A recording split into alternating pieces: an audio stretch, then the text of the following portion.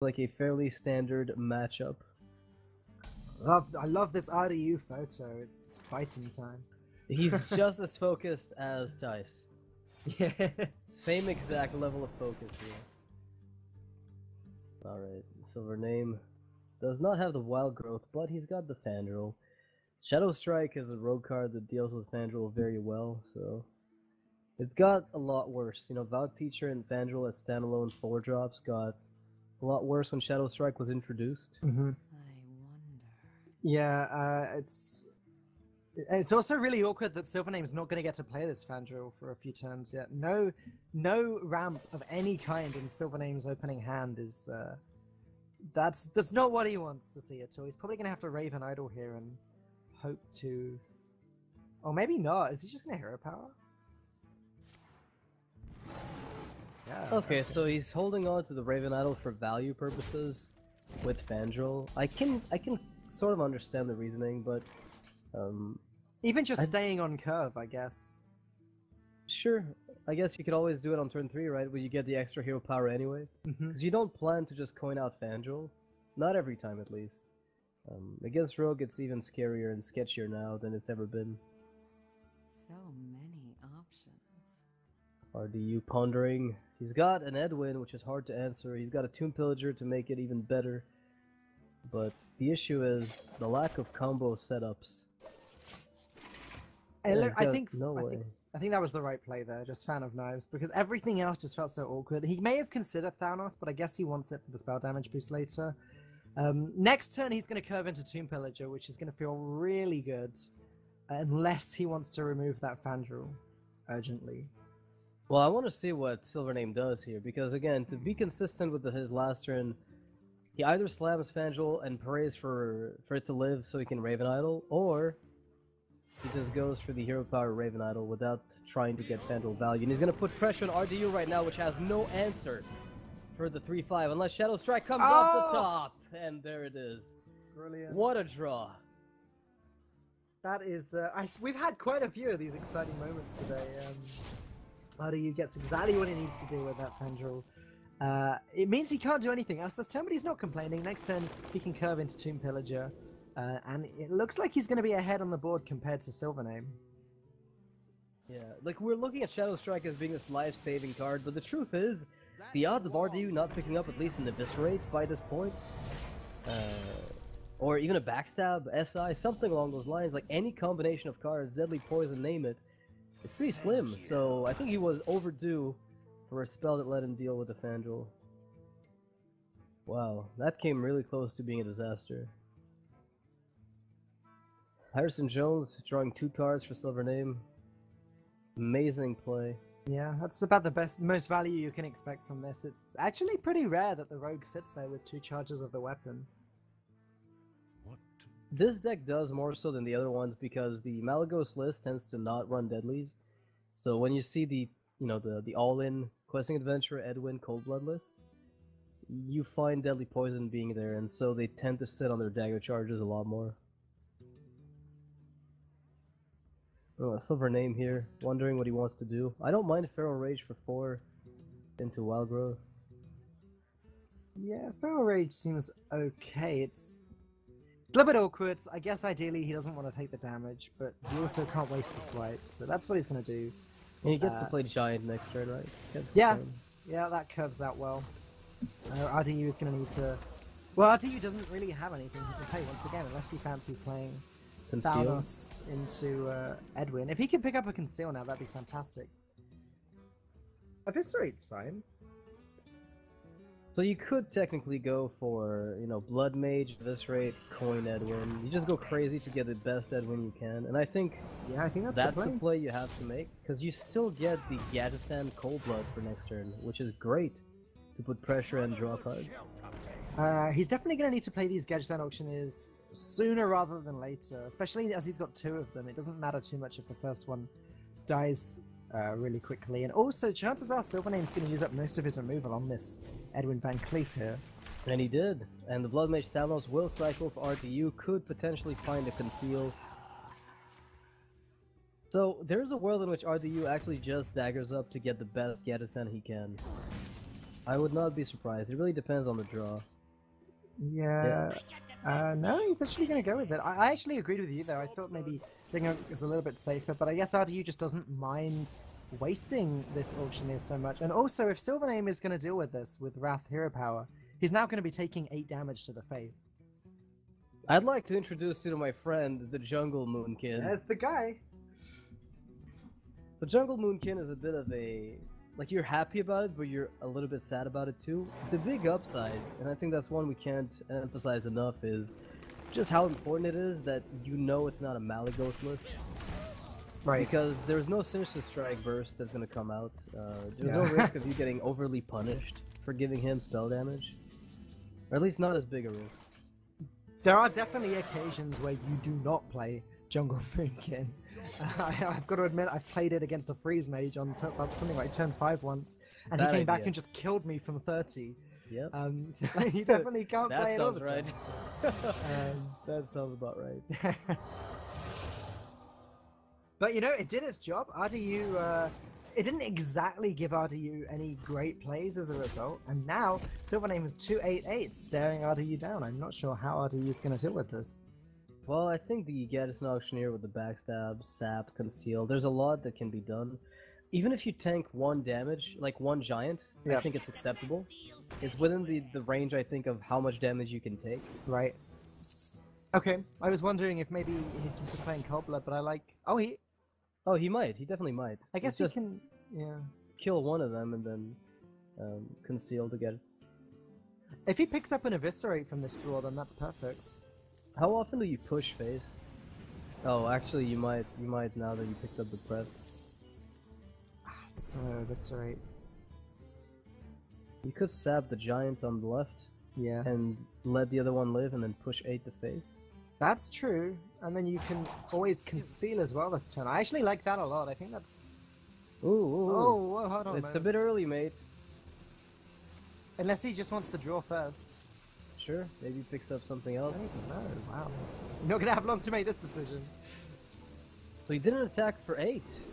Is he going to trade anyway? Is that what it is? Okay, yeah, that makes sense. Okay. That makes more sense for sure. I love the Journey Below. 2 Villagers, Zerial. Those 2 outcomes are great. Against Control Warrior, which is pretty prevalent in the metagame, a Nubarok. It's a win condition if I've ever seen one. Yeah, that's true. It's interesting because Zerial, like, when it first came out, it seemed to be an auto-include in every rogue deck, and now we just don't ever see it. But you're right, getting the thing from below is definitely, you know, you could do worse. RDU running Leroy at least, even if, who was it last game? Even if Tice does, Dr. Hippie doesn't in his list. We don't know if he runs it, but we didn't see it at the very least. Yeah. It might have been lurking in there somewhere. Right now, RDU is going to be looking for ways to finish off these minions. That's a card that RDU is happy to see. But preparation's not bad either. This is starting to look pretty good for RDU. Eviscerate! Yeah, there's the Blood Mage Eviscerate play with Conceal right afterwards. Yeah, and the weapon to finish off that Emperor Thorsan. It looks like this game may be decided by Yogg-Saron. Is there a world where you let the Emperor live and actually push 5 to face? I think that's what you might be forced to do. Yeah, okay, I can see that. I guess there's not really much of a difference. Because you want to win next turn if you're RDU. Exactly, like you're never let... Like the Emperor tick never matters again, I don't think. Yeah, I agree. I like this a lot. Does Yogg-Saron ever not come down now? No, I think SilverName will go Hero Power, innervate the Yogg, and see where the chips fall. Yeah, it's almost a shame because now he can't quite squeeze in the Arcane Giant. Maybe he picks up some extra mana. Heroic Strike is great, but he already swung. Did he not? Yeah, you're right, he did. I believe he already swung. I guess there was the chance of him freezing his own face. Well, I hope for him it doesn't come down to him not being able to finish off the game because... Charge is cute, but it can't go first. No, he did not swing. He actually did this properly. I had missed. Nice. I'd seen the hero power animation, but I hadn't seen him swing, so that was a very well played turn. Now, however, I'm not an expert, but I'm told that if you have a questing adventurer sitting at 8 and the gas and auctioneer, the only way you lose is if you overdraw yourself. Yeah, so careful on the spells and you should be fine, RDU. This works out. So the attack to face prior, like the turn prior, was very, very important to the Paladin matchup. And I even think for Cthulhu, honestly, I think. It's an interesting one. But like the Rogue and Paladin matchup, typically it's always been Paladin favored, but I wonder if, because of the amount of healing and also ways that Paladin can clear the board through Conceal, I wonder if it might be not as bad Paladin as it used to be. Either way, we are going to see now a Cthulhu Warrior from SilverName. This is the second one we've seen today as well, isn't it? It is the second one we've seen today, yes.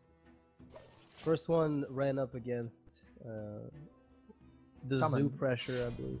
I thought it was Shaman because of Hex. I might be completely Oh yeah, wrong. you're right. No, you're correct. You're correct. Okay. There were the 4-2s and the Stoneclaw Totem blocking the way. Right, yeah. Oh, that is going to be so sick. RDU here does get a 6-6 Edwin very early in the game if he chooses. Yeah, that's not bad at all. The Brown is a little bit scary there, but nowhere near as scary as it would be later on. Though RDU decides to deal with it. Okay. You do have to kill it, because if you play the Edwin, then Disciple of Cthulhu hits for 4. Right. And that punishes you with too much. Good point. So now RDU is a little bit more behind on the board than he'd have liked to have been. 2 Pillagers, okay, but Cthulhu's Chosen is going to trade into it.